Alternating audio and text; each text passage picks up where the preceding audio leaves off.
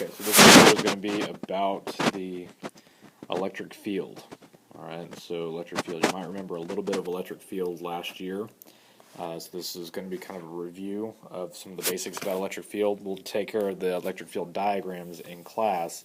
It's going to be more about the calculation, but just a little bit on the diagrams. We know that if we have a positive charge here, then the electric field is going to look like this. It's arrows pointing out in all directions. If we had a negative charge, then it would just be the opposite. These arrows are pointing inward from all directions. So the question is, what do these arrows mean? So with an electric field, the electric field is actually telling us a little bit about a force that would be put onto a charge if it were there. So if we basically put a charge right here, and specifically a positive charge, then it would feel a force being pushed outward from that other positive charge. Okay, so the force would be out from that positive. It's basically what it is. It's the direction of the force that 1 coulomb of charge would experience if it was put at that part, or at that point right there. Okay, 1 coulomb of charge.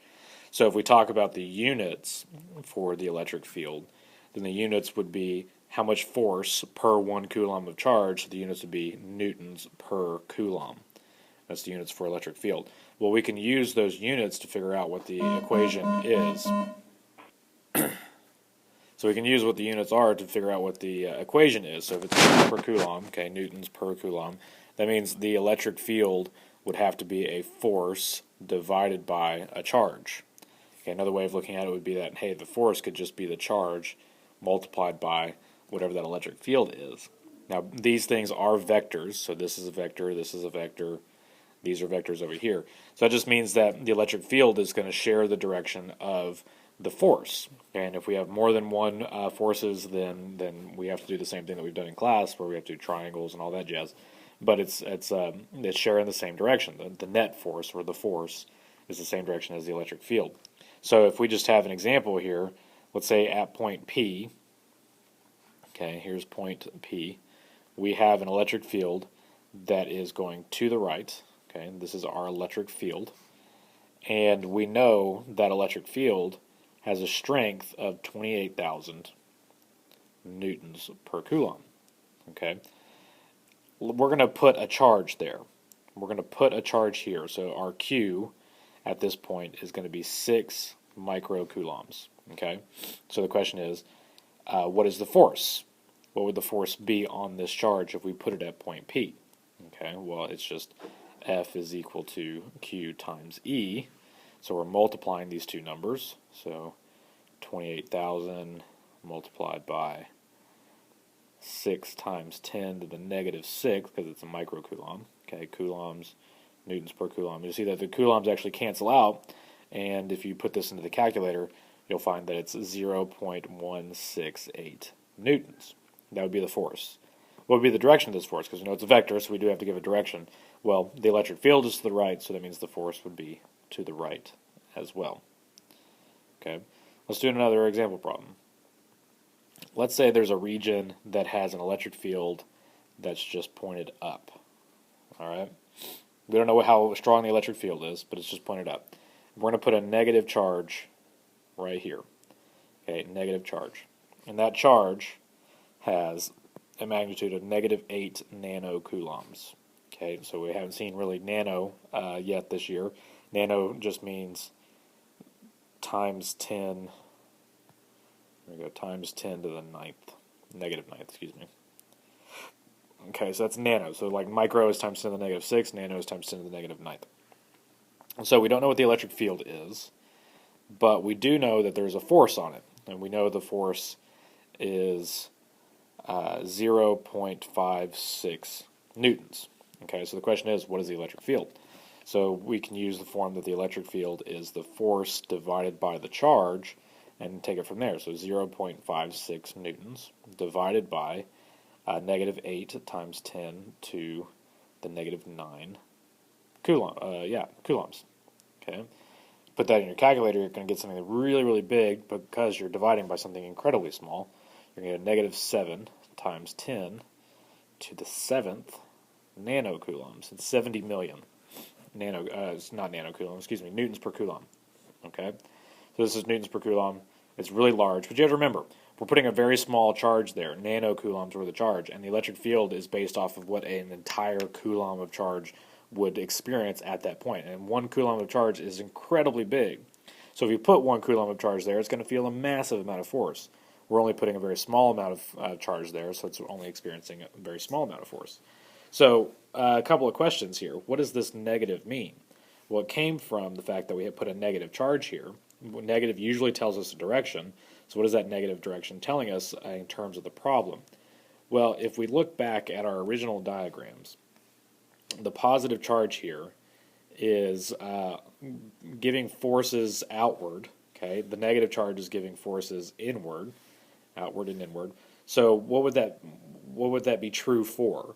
Okay, if we're talking about forces, a positive charge, what would that push away? It would push away another positive charge.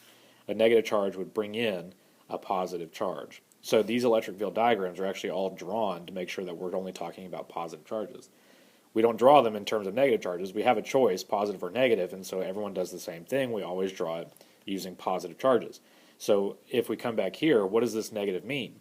Well, that negative means that we have to draw it opposite of the way the field is. And that would look like this. So we have a negative force, or the force. The force is opposite of what the electric field is. The electric field is going up. We get this negative number. So this means that our force is going in the opposite direction of what the electric field is. Now that makes sense because if the electric field is drawn upward, that means we have to have a lot of positive charge somewhere down here, and if it's a lot of positive charge emitting that electric field, then it's going to attract that negative charge. So all that negative means is it's telling you a direction of the force on this particular particle, and it is opposite the electric field.